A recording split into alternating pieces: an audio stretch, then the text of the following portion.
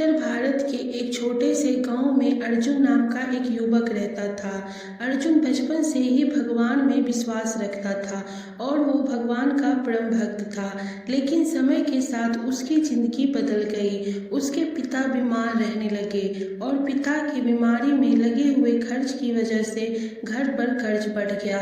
साथ ही अर्जुन की नौकरी भी छूट गई और दोस्तों ने भी साथ छोड़ दिया। अर्जुन हर रात आसमान की ओर देखकर पूछता, भगवान अगर आप सच में हो तो मेरी सुनते क्यों नहीं। धीरे धीरे उसका विश्वास टूटने लगा। एक दिन गांव के मंदिर में एक बूढ़े संत आए। उनकी लंबी दाढ़ी थी, शरीर पर साधारण वस्त्र और हाथ में एक पुरानी लकड़ी की छड़ी थी। उन्होंने अर्जुन को देखा और मुस्कुराकर कहा, बेटा संकट जितना बड़ा होता है भगवान उतने ही करीब होते हैं। यह सुनते ही अर्जुन चिढ़कर संत से बोला, अगर भगवान करीब होते तो मेरी माँ रोती नहीं। संत शांत रहे और बोले, अर्जुन तुम हर मंगलवार हनुमान चालीसा पढ़ना शुरू करो, फिर देखना कौन तुम्हारे जीवन में आता है। उस रात अर्जुन को नींद नहीं आई। सुबह उसने अनमने से मंदिर जाकर हनुमान चालीसा पढ़ी। जैसे ही उसने आखिरी चौपाई पढ़ी, तेज हवा चलने लगी। मंदिर की घंटियां अपने आप बज उठी और अचानक एक बंदर मंदिर की छत पर आकर बैठ गया। वह बंदर अर्जुन को लगातार देख रहा था। यह सब एक पुजारी देख रहा था और वह अर्जुन से बोला, बेटा बंदर का तुम्हें गौर से देखना ये कोई साधारण बात नहीं है। लेकिन अर्जुन ने पुजारी की बातों पे ध्यान नहीं दिया। कुछ दिनों बाद अर्जुन नौकरी ढूंढने शहर के लिए निकला और वह शहर जाने वाली एक बस में बैठा। शहर का रास्ता घने जंगल से होकर जाता था। जब बस घने जंगल से होकर गुजरने लगी तभी बस खराब हो गई। चारों तरफ घने जंगल होने की वजह से लोग डरने लगे, क्योंकि उस जंगल के बारे में कहा जाता था वहाँ रात में अजीब अजीब आवाजें आती हैं।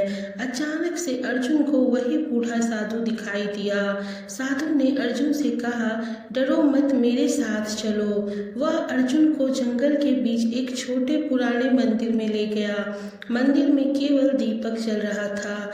दीवारों पर हनुमान जी की प्राचीन मूर्तियां बनी थी। साधु ने अर्जुन से पूछा, क्या तुम जानते हो कलयुग में सबसे जल्दी कौन सुनता है।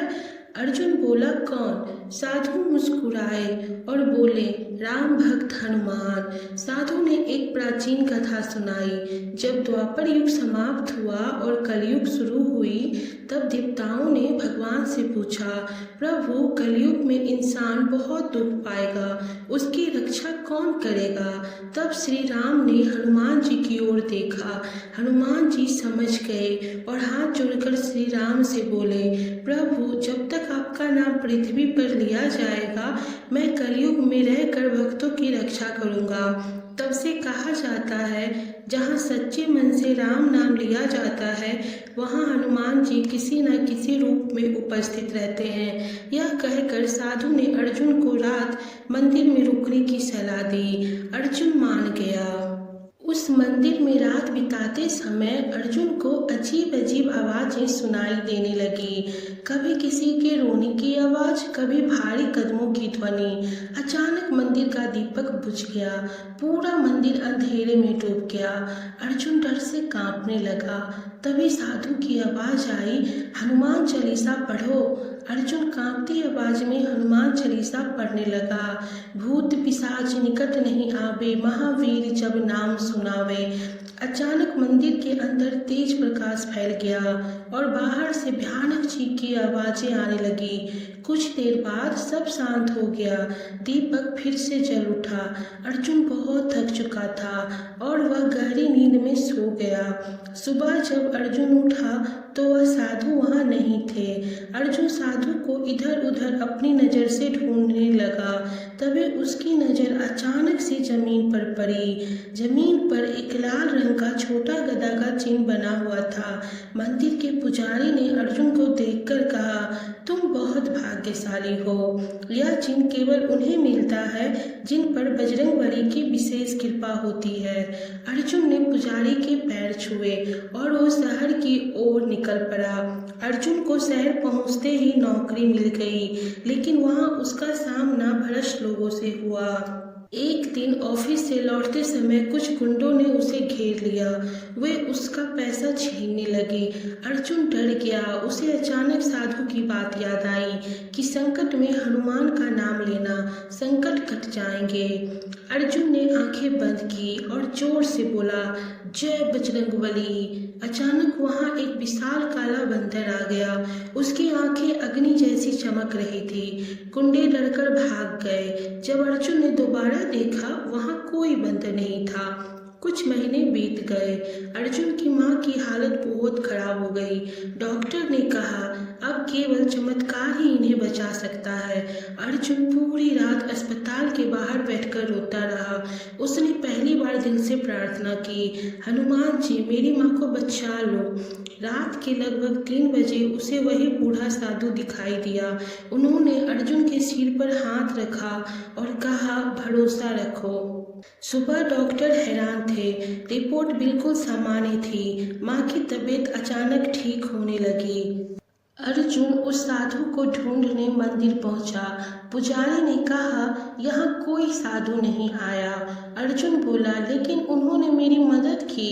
पुजारी मंदिर के अंदर गए और एक पुरानी तस्वीर लेकर आए। तस्वीर देखकर अर्जुन की आंखें भर आई। तस्वीर में वही चेहरा था, लेकिन वह किसी साधु का नहीं, हनुमान जी का एक प्राचीन चित्र था। उस रात अर्जुन मंदिर में बैठकर रोने लगा और आंखें बंद करके कहा, प्रभु क्या सच में आप थे? अचानक मंदिर में तेज हवा चलने लगी, घंटियां बजने लगी, दीपक की लौ ऊंची हो गई और उसे एक दिव्य आवाज सुनाई दी, जो सच्चे मन से पुकारता है मैं उसके पास से अवश्य आता हूँ। अर्जुन ने आंखें खोली। कुछ क्षणों के लिए उसने देखा विशाल स्वरूप गदा, चमकती आंखें और पूरे मंदिर में राम नाम की गूंज। फिर सब शांत हो गया।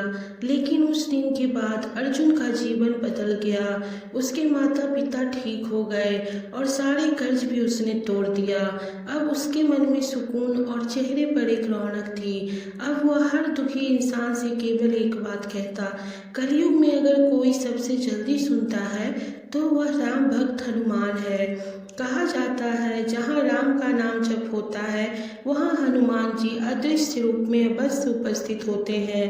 अगर आपका मन सच्चा हो तो बजरंगबली किसी भी रूप में आपकी सहायता करने आ सकते हैं। दोस्तों, ये कहानी थी टूटे हुए विश्वास की। जब सब खत्म हो जाता है तो हमारा भगवान पर से भरोसा उठ जाता है। हम भगवान का साथ छोड़ देते हैं, लेकिन भगवान कभी हमारा साथ नहीं छोड़ते।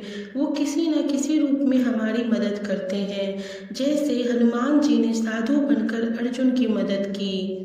अगर आप भी हनुमान जी में विश्वास रखते हैं तो उम्मीद है ये कहानी आपको जरूर पसंद आई होगी। मेरी यही आशा है कि आपका भी जीवन खुशियों से भर जाए। हनुमान जी आपकी हर मनोकामना पूरी करें और सारे कष्ट, दुख, रोग, भय को जड़ से खत्म कर दें। दोस्तों, अगर आपको ये कहानी पसंद आई हो तो लाइक, शेयर, सब्सक्राइब जरूर करें। धन्यवाद।